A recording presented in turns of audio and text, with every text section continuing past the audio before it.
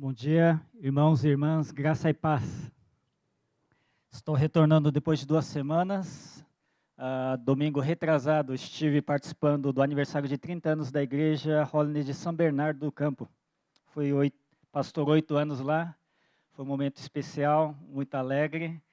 E semana passada eu atendi um convite do meu amigo pastor Edmo para pregar na igreja de Itaquera.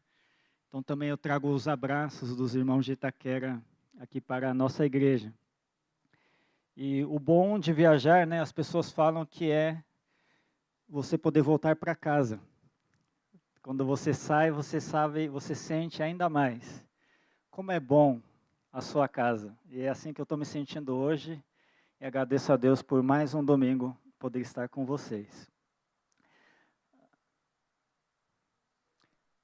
Nós estamos, neste ano de 2024, seguindo esse tema, baseado nesse versículo que o pastor Takashi escolheu para a nossa igreja, que é 1 Pedro, capítulo 2, verso 5. Nós já temos visto bastante esse versículo. E é baseado nesse versículo que nós estamos, neste mês, desenvolvendo essa série de mensagens com o tema Edificando. No dia 3 de março, nós tivemos a mensagem do pastor Edu, né? Falando sobre a pedra viva e as pedras vivas. Eu fiquei impressionado que quando eu fui estudar esse texto aqui, a Karen Jobs, que é uma das maiores especialistas em 1 Pedro, ela usou exatamente esse título, pastor Edu, para tratar dessa parte. Então, essa mensagem, pastor Edu, realmente conseguiu pegar a essência da mensagem sobre a pedra viva que é Cristo e nós que somos suas pedras vivas. Semana passada, o pastor Takashi nos trouxe um ponto de vista bastante interessante, focando nessa parte que nós somos pedras, mas somos pedras vivas, né? Geralmente pedras não são vivas. O que nos torna vivos, né? Quais são os sinais vitais das pedras vivas? Então, para vocês que ainda não viram alguma dessas mensagens, convido você depois a entrar no YouTube e poder recuperar, que esse é um assunto que nós queremos desenvolver na nossa igreja este ano. Hoje eu ainda vou continuar nesse tema e no último domingo nós talvez estaremos divididos em 2 grupos aqui. Um grupo estará no retiro da igreja, ali em Salesópolis, onde nós convidamos o pastor Edmo Riga para nos trazer a mensagem. E, ao mesmo tempo, quem estiver aqui na Liberdade, o colaborador Edson Rosa, também trará uma mensagem. E nós, desde já, estamos com expectativa para que Deus continue nos ensinando a edificar. Para começar, então, a minha mensagem de hoje, eu queria, na verdade, declarar uma poesia para vocês.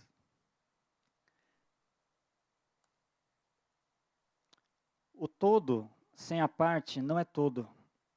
A parte sem o todo não é parte. Mas se a parte o faz todo, sendo parte, não se diga que é parte, sendo todo. Em todo sacramento está Deus todo, e todo assiste inteiro em qualquer parte.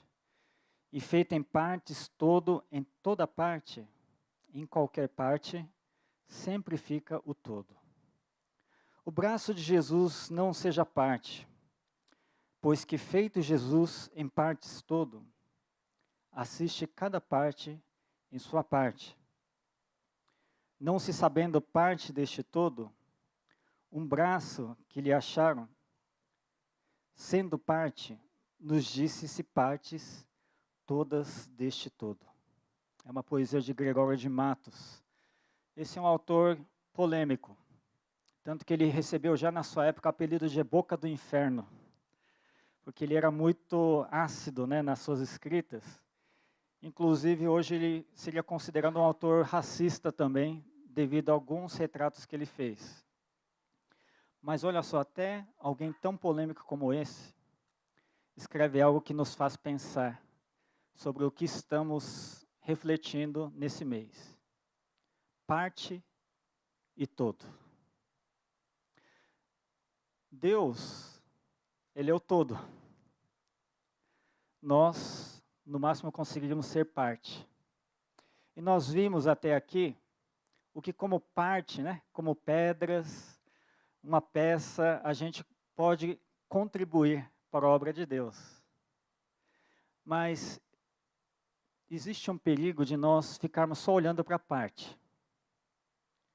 É achar que a parte é o todo. O que eu estou fazendo já é o tudo. O que eu estou enxergando já é o todo. Isso, irmãos, é um perigo que existe muito mais do que a gente vê. Deus é muito mais do que a gente entende.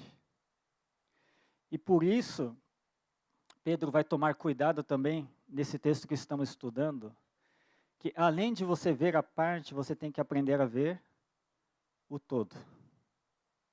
Quando estamos pensando nesse tema edificando, a gente está pensando qual é a minha parte nesse edificar. Mas a gente precisa lembrar também o que estamos edificando. Essa parte que eu estou fazendo, o que ele vai formar no final, juntando com os outros? É essa visão, irmãos, que vai nos dirigir na forma como nós vamos fazer a nossa parte. E baseado nesse texto de 1 Pedro, capítulo 2, verso 5, eu gostaria que a palavra nos revelasse o que estamos edificando, afinal de contas. Queremos ser pedras vivas do Senhor. Mas quando juntamos todas essas pedras vivas, o que é que se forma? Porque sabendo isso, que provavelmente você vai poder cumprir a sua parte, não só da melhor maneira possível, mas com a maneira correta. Então, enquanto você abre a sua Bíblia, em 1 Pedro, capítulo 2, verso 5, hoje nós vamos focar só nesse versículo, que é o versículo tema, né, da nossa igreja esse ano. Eu gostaria de dar alguns contornos, né, sobre esse versículo, esse livro, essa carta. Eu fiquei muito feliz quando o pastor Takashi escolheu esse texto de 1 Pedro. Quando eu estudei sobre esta carta, eu descobri que Martinho Lutero, que foi o grande homem usado por Deus para construir a sua igreja, ele tinha para ele 3 livros mais importantes de ensino, né, de estabelecer a teologia da igreja. O primeiro é o Evangelho de João. O segundo é a carta aos Romanos, que o apóstolo Paulo escreveu. E o terceiro é 1 Pedro. E 1 Pedro é uma carta que, por ficar até mais no final ali do Novo Testamento, a gente não dá muita bola. Mas muitos que estudaram a Bíblia colocam 1 Pedro como uma das cartas mais importantes. E por quê? Ele faz uma síntese maravilhosa. Ele é um manual de teologia de como a igreja, como os cristãos devem viver. Se alguém tem dúvida de como se portar como cristão, como viver como cristão, 1 Pedro é excelente para isso. No capítulo 1, Pedro, então, para dar esse ensino, ele já começa nos ensinando de que o cristão é diferente. Quando ele é salvo por Cristo, ele assume uma identidade, ele assume práticas diferentes, um modo de viver diferente. E é por isso que ele é considerado santo. Santo, mais do que você se considerar superior a alguém, o que não é bem a verdade, é ser diferente do que você era antes. E quando ele entra nesse capítulo 2, ele começa a tratar esse assunto de nós sermos diferentes de forma mais prática. Na prática, como nós somos diferentes? Como é que a gente vai expressar nossa diferença como seguidor de Jesus na nossa vida, no nosso dia a dia? E para isso, logo no início do capítulo 2, ele incentiva a buscarmos a Deus como criança busca o seu leite. E ele entra nesse assunto. Vejam, a gente viu muito sobre como nós sermos pedras vivas. Ser pedra viva é uma das primeiras coisas que Pedro nos ensina na forma como devemos ser cristão. Primeiro, ser imitador de Cristo, como o pastor Edu bem pregou. E segundo, como imitador de Cristo, devemos ser pedras vivas, que não perca essa vivacidade que vem de Deus, como o pastor Takashi nos colocou. E o que eu vou colocar é na sequência do que os pastores colocaram. Você sendo imitador de Cristo, você buscando ser uma pedra sempre mais viva, essas pedras formam o quê? E nós vamos focar, então, no verso 5. O que o verso 5 diz? Vocês também são pedras vivas, com as quais um templo espiritual é edificado. Além disso, são sacerdotes santos. Por meio de Jesus Cristo, oferecem sacrifícios espirituais que agradam a Deus. Hoje vamos focar só nesse verso, porque esse verso nos traz ensinamentos profundos. A primeira coisa que nós podemos identificar como aquilo que nós estamos construindo é um templo espiritual. Nós somos pedras vivas com as quais um templo espiritual é edificado, está dizendo aqui a Bíblia. A palavra original em grego, que foi traduzida como templo, também pode ser traduzido como casa. Quem assistiu Game of Thrones vai entender o sentido da casa aqui. Não é a casa onde a gente mora, é a casa daquelas famílias reais, poderosas, né, que detêm o poder. Então tem gente que já chegou a sugerir uma tradução diferente aqui, né, que nós somos pedras vivas para formar uma família espiritual ou uma realeza espiritual. Mas essa tradução não faz sentido para aquilo que Pedro está nos ensinando até aqui. Quando ele usa a figura de pedra, grandes pedras, e quando ele traz a imagem de Jesus como pedra angular, né, como a gente viu nas outras mensagens, claramente ele está falando não de uma casa onde qualquer pessoa mora, mas de um templo. Porque pedras grandes e pedra angular são peças usadas para construir templo. E vocês conseguem imaginar a importância que um templo tinha naquela época? Quem leu a história do povo de Israel, sabe que para o povo de Israel era muito importante ter um templo. Antes, quando eles não tinham um templo, eles tinham uma tenda que substituía um templo. Por quê? Apesar de Deus estar em todo lugar, a tenda e o templo eram lugares onde o povo se reunia para se encontrar com Deus. Ali era um local de prática de busca de Deus, mas também um símbolo da presença de Deus no meio do povo. Aqui no Brasil ainda é um pouco parecido. Qualquer cidade do interior, o que é que tem na Praça Central? Tem uma igreja. Isso vem desde essa ideia do Antigo Testamento. O centro de uma cidade, o centro de um país, tem que ser o lugar onde Deus mostra a sua presença. Então, quando Pedro diz, vocês são pedras para a gente construir um templo, está falando, nós somos peças em que nós vamos construir a habitação de Deus, ou o lugar onde Deus vai se manifestar. O lugar mais importante dessa terra. O lugar onde é o símbolo da presença de Deus. E esse lugar é espiritual, esse templo é espiritual. Pedro usa muito essa palavra espiritual para diferir aquilo que é material e aquilo que não é. Ele não está falando daqui, agora cada um tirar um dinheirinho, comprar tijolo e a gente construir um templo novo. Falou que as nossas vidas juntos formam um templo que talvez ao olho nu não apareça.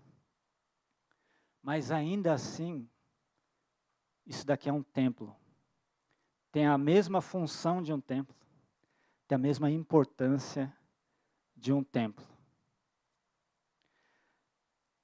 quando eu estava na faculdade de Ciências Sociais, eu fazia parte do Ministério de Universitários da Igreja Hollins.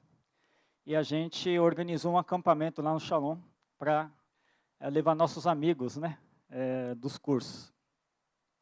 E lá no meu curso está cheio de gente ateu, difícil de convidar, mas tinha uma moça que veio do Japão estudar antropologia. E, na verdade, eu acabei conhecendo ela porque ela tinha dificuldade de falar português, alguém pediu minha ajuda lá, fui lá e foi assim que a gente se conheceu.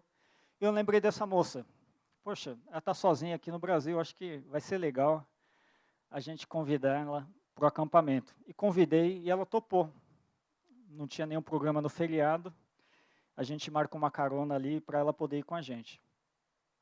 Esse acampamento era para ser um acampamento evangelístico, mas a gente não queria que não fosse nada imposto para os participantes. Então a gente deu uma cara menos de igreja, né? A gente, durante a programação, teve aqueles momentos de social, a gente até montou canoa ali na represa, né? Com garrafa PET. Fizemos muitas atividades onde a gente pudesse se inteirar. E mesmo à noite, a gente cantava, assim, alguns cânticos da igreja, mas também a gente misturava com cânticos que não eram da igreja, para tentar construir pontes com pessoas fora da igreja. Então, quem não era da igreja, provavelmente chegou lá e não sabia o que estava acontecendo ali, porque não tinha tanta cara de igreja, né? Mas depois de 2 dias, eram 3 dias de programa, essa moça do Japão, uma hora veio conversar comigo, eu falei, e aí, o que você está achando? E a primeira coisa que ela me perguntou foi isso. Kengo, isso aqui é um evento religioso? Assim, como assim? Que a gente ainda até ali não tinha feito nenhum culto formal, né? Ainda nem tínhamos chegado no último dia para fazer o apelo ali, a gente ia fazer, mas e a pessoa já achou que era religioso. Então eu perguntei, por que você acha que está sendo religioso? Olha, eu sei que vocês não estão falando claramente de nenhuma religião aqui ainda, mas o pessoal daqui é diferente. Eu cheguei aqui no Brasil, estou acostumado a participar das baladas e eu tenho que tomar cuidado com as pessoas aqui, né, se a pessoa tem uma boa intenção comigo ou não, mas aqui eu não sinto esse medo. As pessoas aqui eu sinto segurança, me respeitam muito, se preocupam comigo, são muito carinhosos, e eu sinto que por isso não são pessoas comuns. Deve ser de alguma igreja. Olha só que coisa maravilhosa que essa pessoa estava enxergando ali. Nós não estávamos num templo. Nós não estávamos, de início, querendo mostrar a cara da igreja. Ninguém se identificou como membro de alguma igreja. Mas essa moça enxergou a igreja. E eu posso dizer, ali estava a igreja do Senhor Jesus. Que todos que estavam ali amavam ao Senhor e com suas vidas queriam expressar aquilo que Deus tinha para a vida daqueles que a gente tinha convidado. Se a gente estivesse aqui, no meio de um campo do nada, irmãos, ainda assim a igreja estaria aqui? Amém? Se todos nós hoje saíssemos para a rua, ali na rua a igreja estará? Amém? É isso que estamos construindo. Que eu e você juntos, querendo crescer, claro, individualmente como cristão, como seguidor de Jesus, mas quando a gente junta, as outras pessoas possam, e nós mesmos também, possamos experimentar a presença de Deus no meio de nós. Seja por meio de louvor, seja por meio de ações de amor, seja por meio de suporte um ao outro. Deus escolheu a nós para se manifestar aqui na terra. Por isso que Jesus enviou o Espírito Santo para habitar em nós, e através de nós fazemos discípulos e pessoas conhecerem a Deus. o que nós estamos construindo é um templo espiritual. Eu e você.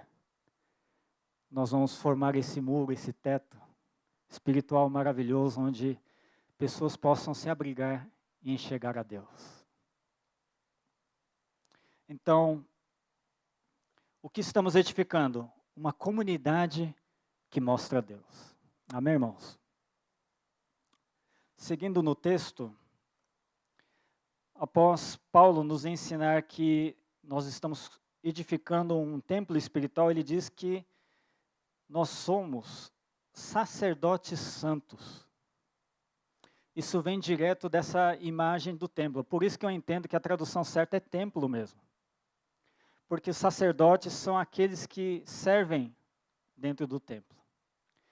Então, ao mesmo tempo que nós aqui, como comunidade, nós formamos um templo onde as pessoas podem enxergar Deus, nós também somos ao mesmo tempo aqueles que servem dentro desse templo espiritual como sacerdotes. Vocês sabem o que são sacerdotes? Sacerdote é uma palavra que hoje eu acho que tem até uma conotação mais de classe, né? Puxa, o cara é importante, né? Na igreja, o cara é um sacerdote. E durante muito tempo na igreja, a figura do sacerdote era sinônimo de status. Não é um passado muito longe. Até aqui no Brasil, o sonho de toda a família era ter um padre. Um dos filhos se tornar padre porque você ganhava um respeito na comunidade. Na Idade Média era ainda mais grande isso, né? Mas, se você olhar para o Antigo Testamento e ver a origem dos sacerdotes, talvez você vai mudar um pouco sua imagem. Deus separou uma tribo, né, entre as 12 tribos de Israel, para que essa tribo assumisse o papel de ser sacerdote. Qual que era o papel deles? Eles que tinham que montar toda aquela tenda, né, toda aquela cerimônia, ou seja, preparar o culto para que o povo de Deus pudesse, assim como nós aqui no domingo, fazer o seu culto ao Senhor, buscar ao Senhor juntos. Eram pessoas, na verdade, que Deus falou, agora vocês vão servir o seu próprio povo. É por isso que as outras tribos davam dízimo e parte do dízimo era usada para sustentar essa classe de sacerdotes, porque eles estavam lá não para ganhar algo para a sua própria vida, mas para servir aos outros. E servir como? Servir para ajudar o povo de Deus a se conectar com Deus. Quando Pedro nos ensina que nós somos sacerdotes santos, ele está dizendo isso. Que eu e você, nós temos que ser alguém que ajuda a conectar as pessoas com Deus. Não que as pessoas dependam de nós para ser salvo por Deus, é só por Jesus. Mas é o fato de que Deus, muitas vezes, quer nos usar para que a palavra seja pregada, para que as pessoas conheçam a Deus. Tem um filme que concorreu a esse último Oscar, um filme chileno chamado A Sociedade da Neve. Está na Netflix. Esse filme é baseado num acontecimento real. Em 1972, uma equipe de rugby do Uruguai, jovens, cerca de 40 pessoas, pegaram um avião e iriam, se não me engano, até a Argentina, né? O que aconteceu? O mau tempo fez com que o piloto se perdesse. E saindo da rota, então, ele não viu que tinha uma montanha na frente dele. O avião bate, se parte em dois e cai lá no meio dos Andes, a cordilheira mais alta aqui da América do Sul. Eles ficaram 72 dias naquele lugar, no meio da montanha. Era outubro quando eles caíram. Significa que nesses mais de 2 meses eles passaram o inverno inteiro naquele lugar onde ficava mais de 3.000 metros de altura. E 16 pessoas sobreviveram. É até hoje considerado um milagre na história da humanidade. Mas quando eles foram resgatados, e os repórteres perguntaram para eles, como é que vocês conseguiram sobreviver? O que é que vocês fizeram com o alimento? Eles desconversavam. Falavam que no começo sobreviveram à base de chocolate, alguma coisa que eles tinham lá. Mas era muito óbvio de que aquele avião não estava preparado em ter alimentos por um longo período. Logo se descobriu que eles tiveram que se alimentar dos corpos daqueles que já tinham morrido. E o frio preservava os corpos. Por isso que durou tanto tempo. Isso criou uma grande comoção. Esse filme conta como esse milagre aconteceu. E um dos personagens, que obviamente é um personagem baseado em fato real, se chama Numa Turcati. O filme retrata, ele realmente era um cristão católico devoto. Quando o avião caiu, ele era um dos primeiros sobreviventes ali. E conforme o pessoal fazia tentativa de sobreviver, e o tempo ia passando, o grupo foi percebendo, não temos mais alimento. Só temos os corpos dos nossos companheiros aqui. Ele foi a última pessoa que concordou com isso, falou, resistiu até o fim. Não, não vou fazer isso. Isso é desumano. Corpo humano é um presente de Deus, não posso fazer isso. Mas a situação foi se agravando, imagina, 72 dias sem ser resgatado, uma hora ele cedeu. E, infelizmente, ele também teve que se alimentar dos corpos para sobreviver. O filme vai retratando como isso foi difícil para ele. Mas ele sofreu um acidente nesses dias, e daquele acidente ele começou a infeccionar. No frio extremo, aquilo começa a criar gangrena, vai apodrecendo, e aquilo, na verdade, vai matando a pessoa. E ele foi enfraquecendo. Até uma hora que ele percebeu que ele não ia sobreviver. Então ele falou, olha, eu não preciso mais me alimentar. E enquanto ele ia definhando, ele escreveu uma carta ali. Quando ele morreu, os companheiros dele foram levar o corpo para fora e descobriram essa cartinha. O que estava escrito nessa carta? Não há maior amor do que este, de dar a sua própria vida em favor de seus amigos. Por favor, se alimentem do meu corpo para sobreviver. Ele tinha entendido que naquele momento, até o corpo dele deveria ser usado em favor dos demais. E ele entendeu que isso era um ato cristão. Porque Cristo também fez isso por nós. Quando Pedro nos convida a sermos sacerdotes, irmãos, somos convidados a fazer sacrifícios, primeiro de nós mesmos, para que outros possam conhecer o amor de Deus, para que outros possam ser salvos por Jesus. Ser sacerdote não é um status. Ser sacerdote é um chamado à consagração. Consagração da sua própria vida ao Senhor. O que estamos construindo, irmãos, o que estamos edificando é um grupo de pessoas que intercedem umas pelas outras. Além de nos tornarmos um templo espiritual onde as pessoas possam enxergar Deus, também estamos construindo um grupo de pessoas que estão preparadas para se sacrificar um ao outro, como sacerdotes que ajudam o povo de Deus a poder experimentar a Deus. Seguindo aqui ainda, no nosso texto, Pedro nos ensina o seguinte: por meio de Jesus Cristo, oferecem sacrifícios espirituais que agradam a Deus. Pedro faz questão também de usar a palavra espiritual aqui. Por quê? Quem era judeu sabia o que significa ofertas sacrificadas a Deus. naquele tempo das tendas, né, dos sacerdotes, cada um levava um animal para ser morto e sacrificado a Deus. Aquela morte do animal representava a expiação dos seus pecados. E Pedro está dizendo, não é isso que estamos dizendo aqui. Você não precisa levar nenhum animal, trazer nenhum animal aqui. Mas você precisa dar um sacrifício espiritual. O que seria um sacrifício espiritual? Qual é a função do sacrifício? Agradar a Deus.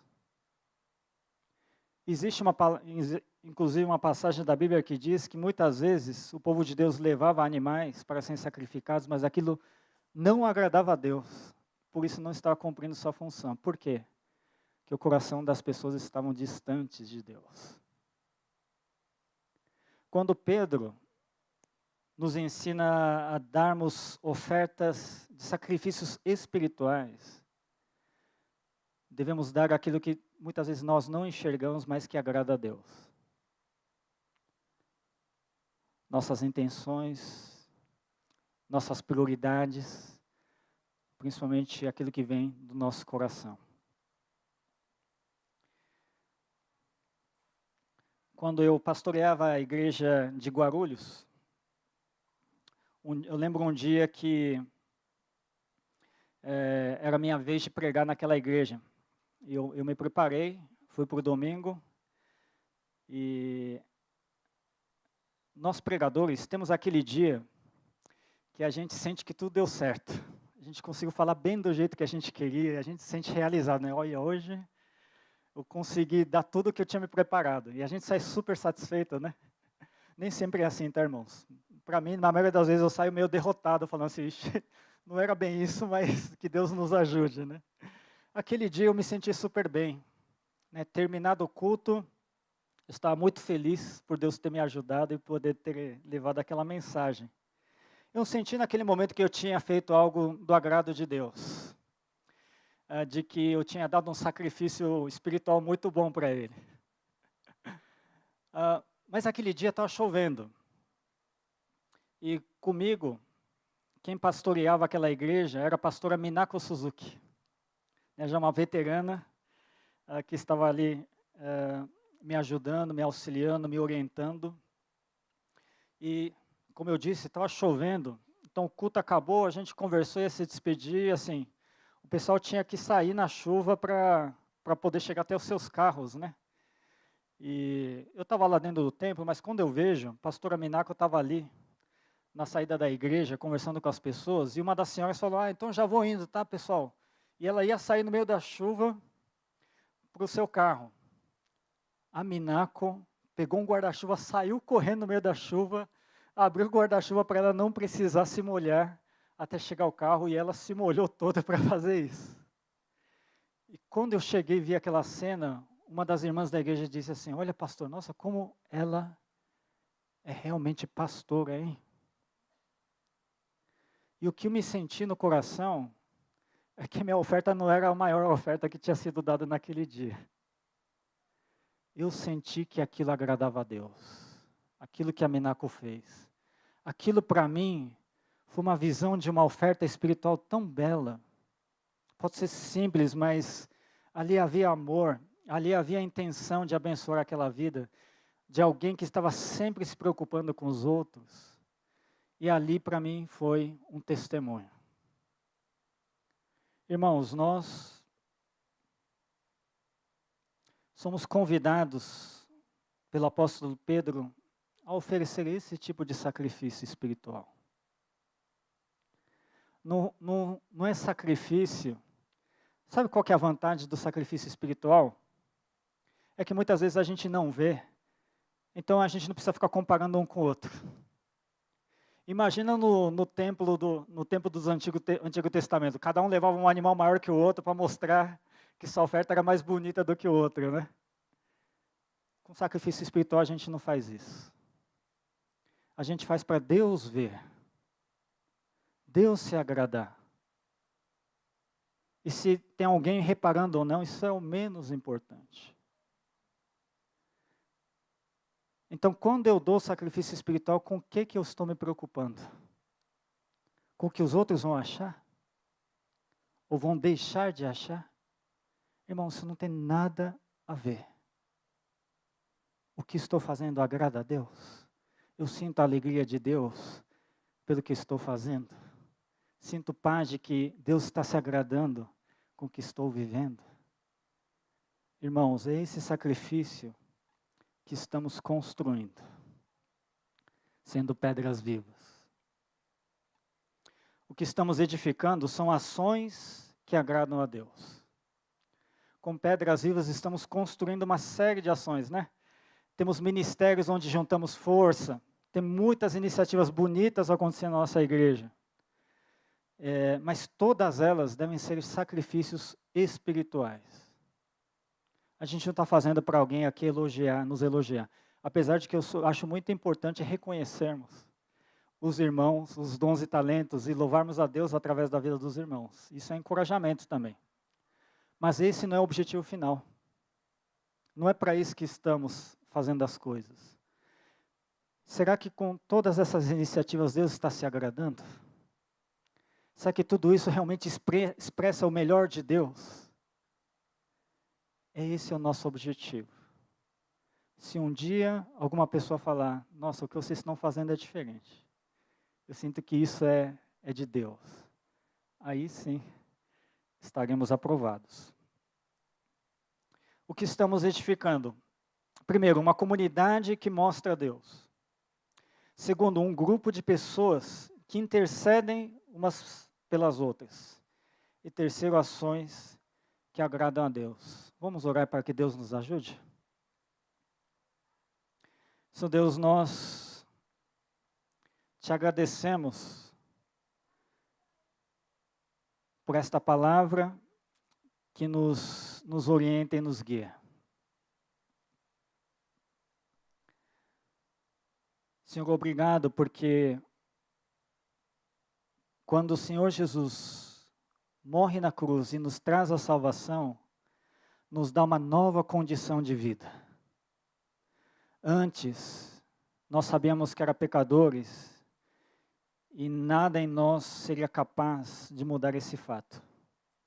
Mas agora, com o Senhor, nós podemos assumir funções que só o Senhor pode nos dar. Senhor Deus, hoje nós estamos aprendendo que o teu desejo é que nós construamos uma comunidade que seja um templo. Uma comunidade onde as pessoas possam conhecer e experimentar a Deus. Ajuda-nos, Senhor Deus. Ajuda-nos para que na nossa vida comunitária o Senhor se revele e se manifeste dentro de nós. Senhor Deus, nós também aprendemos que nesse tempo também nós somos sacerdotes e devemos construir aqui um grupo de irmãos e irmãs preparados, consagrados, a abençoar a vida um do outro, a ser canal de bênção do Senhor na vida um do outro. Então ajuda-nos a ter esse coração de consagração. Nós queremos apresentar diante do Senhor tudo que nós somos, tudo que nós temos, para que seja usado pelo Senhor, para que seja usado de forma que mais e mais pessoas possam experimentar seu amor. E por fim, Senhor Deus, o que nós estamos construindo são ofertas espirituais, sacrifícios espirituais ao Senhor. Ajuda-nos, Senhor Deus, como igreja, em todos os nossos esforços, em todos os nossos planos, termos sempre esse objetivo de fazer algo que te agrada. Que não seja para agradar humanos, que não seja para agradar a nós mesmos, mas que seja aquilo que esteja de acordo com a tua vontade, que seja aquilo que faça parte da tua obra de amor, graça e salvação neste mundo. É por isso que nós pedimos a tua ajuda, pedimos a tua direção e oramos em nome de Jesus. Amém.